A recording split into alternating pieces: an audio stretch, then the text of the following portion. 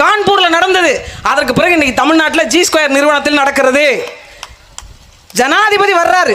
எங்க தமிழ்நாட்டுக்கு ஜனாதிபதி வருகிறார். அப்போது ஒரு மனோஜ் தங்கராஜ் என்ற ஒரு அமைச்சரை போய் வரவேற்க வச்சார் ஐயா ஸ்டாலின் அவர்கள்.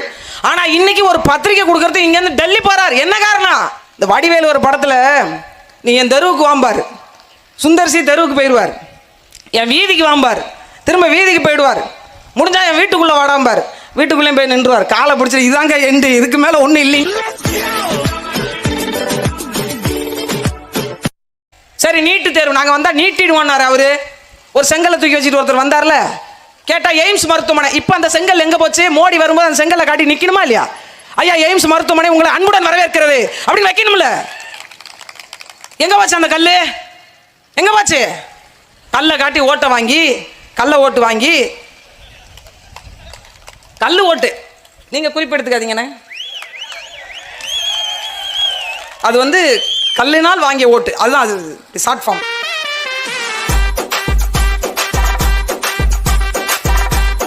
நான் மொழிப்போர் தியாகிகள் யாருடைய படமாவது அதில் இருக்குமான்னு அரை மணி நேரமாக தேடி இருக்கேன்னு. ஸ்டாலின் படமும் உதயநிதி ஸ்டாலின் படமும் தான் இருக்கு. சரி, இவர்கள் மொழிக்காக என்ன செய்திருக்கிறார்கள் என்று தேடும் பட்சத்தில் ஒரு மிகப்பெரிய உண்மை தகவலை கண்டறிந்தேன். மரியாதைக்குரிய முதலமைச்சர் அவருடைய 10ஆம் வகுப்பு மதிப்பெண் பட்டியல் கிடைத்தது.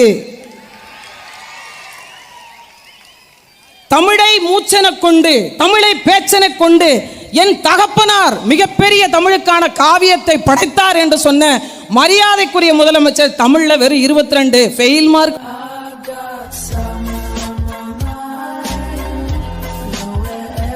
நீங்க கல்யாண மண்டபத்தில் குடிச்சிக்கலாம். ஏற்கனவே திருமண நாள் பேச்சுலர் பார்ட்டின்னு ஒன்று இருக்குங்க.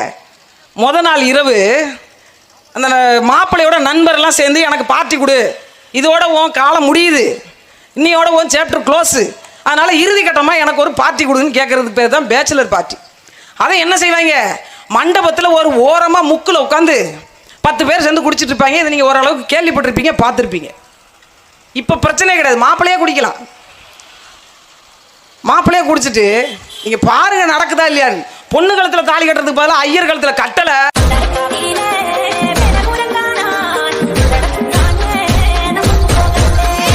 நான் வரும்போது ஒரு மீம்ஸ், ஒரு சின்ன காணொலி படித்தேன். கலைஞர் ரொம்ப எளிமையானவர் அப்படின்னு போட்டிருந்தாங்க. ஏன் இவ்வளவு வசதிகள் வந்த போதும், முதலமைச்சராக இருந்த போதும் அவர் பாயில தான் படுத்திருப்பாராம், கீழே தரையில் பாயை வச்சு படுத்திருப்பாங்க. ஏன்னு சொல்லுங்க? ரொம்ப நேரமா அந்த தம்பி கேள்வி கேட்டான். நானும் யோசிச்சு பார்த்தேன், அவ்வளவு எளிமையானவரா? அவருக்கு காலையில் எந்திரிச்சோன்னே எதையாவது சுருட்டணும். சமூகத்தினுடைய சூழல் கொண்ட ஒரு நாடு, ஒரு மாநிலம். அதனால நீங்க இதெல்லாம் தலையிடாதீங்க. நீங்க யாருங்க என் மண்ணினுடைய பூர்வகுடிகள் தான் அங்கீகரிக்கிறதுக்கு? நீங்க யாருங்க? இந்த சட்டத்தை ரத்து செய்யுங்க சொல்லணும்ல.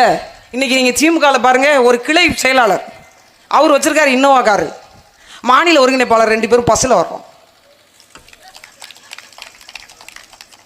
இல்லைன்னா வாடகை காரு. வாடகை கொடுத்த காசுக்கு கார் டிரைவர் வேற இருப்பார் நினைக்கிறேன், இன்னொரு காரே வாங்கியிருக்கு.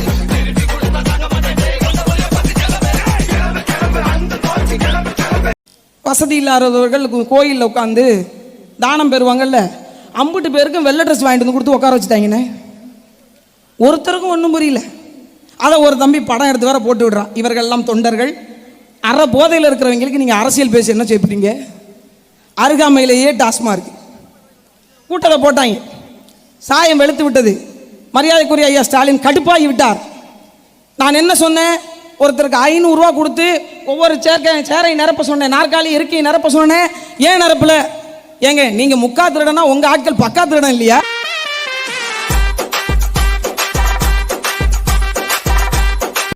குறைஞ்சபட்சம் உங்களுக்கு சமூக நீதினு ஒரு சித்தாந்தத்தை வர கையில் வச்சுட்டீங்க.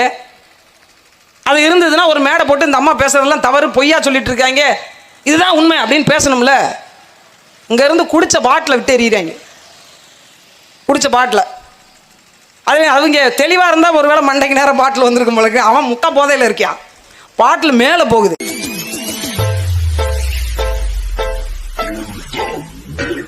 திருத்துறைப்பூண்டி பக்கத்தில் ஒரு கிராமத்தில் பேச போனேன்.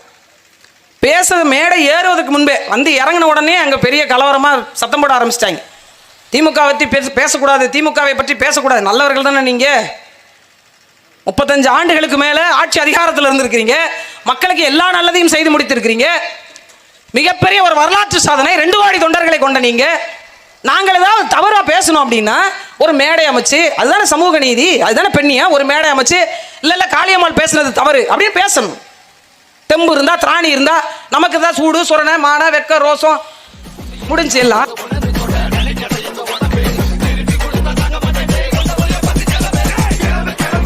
ஒரு கிராம நிர்வாக அதிகாரி ஊர்ல எல்லாம் கொலை நடந்துச்சுன்னா அந்த விஏஓ தான் வந்து முதல்ல போய் காவல்துறைக்கு அவர் தான் முதல்ல குறிப்பெடுப்பார். முதல் வேலையே ஒரு கிராமத்தில் ஏதாவது ஒரு அசம்பாவிதம் நடந்தால் அதை குறிப்பிடக்கூடிய வேலை அந்த தலையாரி மூலமாக கிராம நிர்வாக அலுவலர் அவர் மூலமாகத்தான் காவல்துறைக்கு போகும், வட்டாட்சியருக்கு போகும்.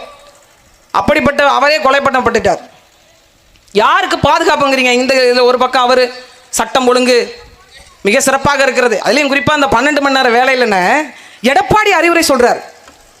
கரடியே காரியத்தை பிரிச்சு Smoke weed every day.